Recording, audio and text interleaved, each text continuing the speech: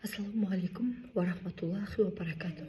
Құрметті достар, бүгін біз намаздың кілті дәрет жайында әңгіме қозғамақпыз.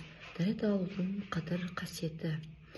Дәретті болып жүру, үнемі дәрет алып жүру нағыз мүминдердің, нағыз мұсылман адамның әдеті. Намазға тұрмастан бұрын біз міндетті түрде дәрет алу керекпіз, және дәретсіз ешқашан Құранды ұстауға болмайды. Дәрет алғаш рет кім алған және қалай алған білгіңіз келсе, сіздерге мына бір жайтты баяндайын. Уахи періштесінің бірі Жәбрил алейхиссалам Меккенің бір жотасына келіп, пайғамбарымызға дәрет алуды көрсеткен екен. Пайғамбарымыз да Жәбрил алейхиссаламмен бірге қайталай, бірге дәрет алады. Одан кейін Жәбрил алейхиссалам имам болып алдыға бір адым алға тұрып, 2 рәкат намазын оқиды. Пайғамбарымыз саллаллаху алейхи ва саллям да Жәбрилден қалмай, екеуі 2 рәкат намаз оқиды. Ең алғаш рет дәрет алу міне осылай болды. 2 рәкат намаз да осылай басталды. Сол сәттен кейін Жәбрил алейхиссалам көзден ғайып болады.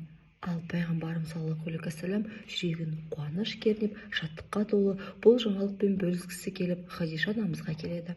Хадиша анамызға болған жайттың бәрін баяндап, өзінің қандай қуанышты күйде екенін, бәрін сөзбен айтып жеткізу мүмкін емес екендігі туралы айтады. Содан кейін Хадиша анамызға да дәрет алудың үлгісін көрсетеді. Екеуі бірге дәрет алып, тағы да 2 рәкат намаз оқуды көрсетеді. Міне алғашқы дәрет осылай алынды. Ал араб тілінде дәрет алу уду деп аталады.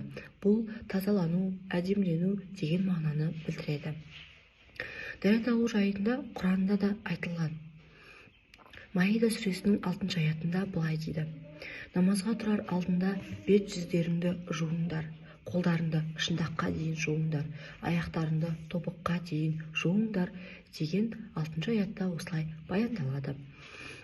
Ал дәреттің міндетті түрде парызы және сүннеті, сонымен қоса бұзатын амалдар да болады.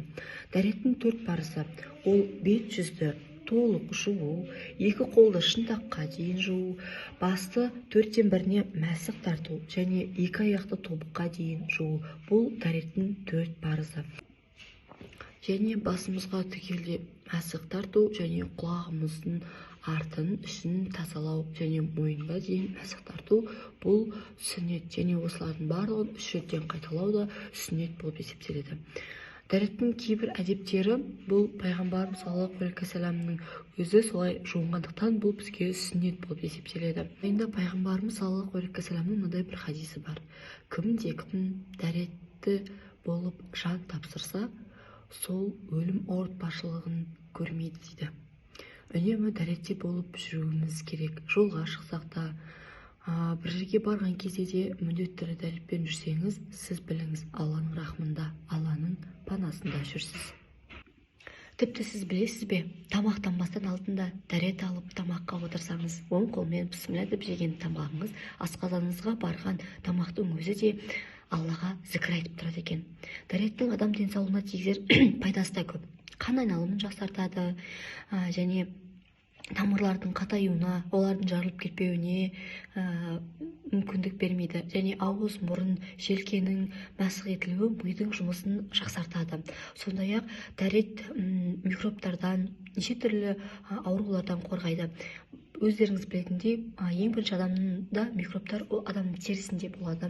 Сондықтан үнемі дәрет алып жүрген кезде бактерия, терілерде болған бактерия, микробтардың барлығы дәретпен бірге кететін болады. Бет-жүздің жуылуы жалпы денені сергітеді, серпілтеді, бас ауруларын да айықтырады. Сондықтан үнемі дәретте жүріп дұғада болайық. Ал енді сіздермен бірге осы дәретті қалай алу керек, сол жайында сіздерге көрсетемін.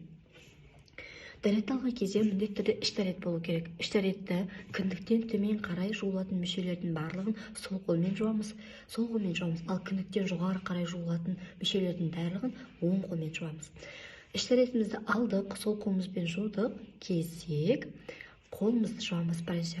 Бисмиллахир-рахманир-рахим. ескере кететін жайт мынадай: егер әжетхана мен жуынатын жер бір болатын болса, сіз олардың барлығын дауыстап айтуға болмайды. Іштен ғана бисмиллахир-рахманир-рахим деп дәретті бастаймыз. Ең бірінші дәрет бастаған кезде қолды салалап жуамыз. Оң қолдан бастаймыз. Міне 1, 2, 1, 2, 1, 2. Міне бұл 3 рет кетті. Енді сол қолды дәл осылай қолымызды салалап 3 рет жуамыз. Ескеретін жайт: егер қолыңыз сақина болатын болса, ішіне ауа кірген міндетті білу үшін былай бір қозғап жуу керек. Қолымыз бен білегіміз кетті. Одан кейін ауызға оң қолмен және ауыз ортын бәрін осылайша яғымыз. Бұл да 3 реттен қайталанады. Және мұрын. Мұрынға оң қолмен суды аламыз және сол қолмен оны тазалаймыз. Оң қолмен, сол қолмен тазалаймыз. Міне осылай бұл да 3 реттен қайталанады. Одан кейін бет жүзі. Адамның бет жүзі, мына жердің барлығын, иекке дейін біз барлығын алу керекпіз. Міне 2 қолмен жусақ та болады. Ал егер бір қолмен жуатын болсақ, міндетті түрде оң қолымызбен былай жуып 3 рет дәрет аламыз. Бет жүз біткеннен кейін біз басқа мәсіх тарту керекпіз. Мәсіх тартқан кезде қолымызды жақсылап жуамыз. Міне бірінші және екінші саусағымыз бүгеміз де міне былай мәсіх тартамыз. Желкеге дейін барамыз. Одан кейін мына саусақпен құлақтың ішін тазалаймыз, ал мына саусақпен құлақтың сыртын тазалаймыз. Міне осылай болды ғой. Енді қолымыздың сыртымен желкеден былай қарай мойынға қарай тартамыз. Міне осылай. Одан кейін кезек аяққа келеді. Оң аяқтан бастаймыз. Оң аяғымыздың саусағы деп елестетейік. Оң аяғымыздың саусағы мына кішкене саусақтан басталады. Сол қолмен жуамыз, ұмытпаймыз. Міне бұны да салалап жуамыз. Тобыққа дейін міндетті түрде. тізеге дейін жуу да бұл сүннет болып есептеледі. Бұны да 3 реттен дәл солай қайталамыз. Кішкене саусақтан бастаймыз. Кішкене саусақтан бастап үлкен саусаққа дейін. Екінші кезекте дәл солай сол аяқты үлкен саусақтардан бастап бүйтіп осылай салалап жуамыз. Міне дәрет алудың ешқандай қиыншылығы жоқ. Дәрет алып үйренейік және оны өзіміздің балаларымызға, бауырларымызға міндетті түрде дәрет алуды үйретейік. Сіздермен болған мен Мұхтарбай Қырмыза. Бүгінгі видео сіздерге ұнады деген ойдамын. Үнемі дәретте жүріп, үнемі дұғада жүрейік. Сау саламатта болыңыздар. Ассаламу алейкум ва рахматуллахи ва баракатуху.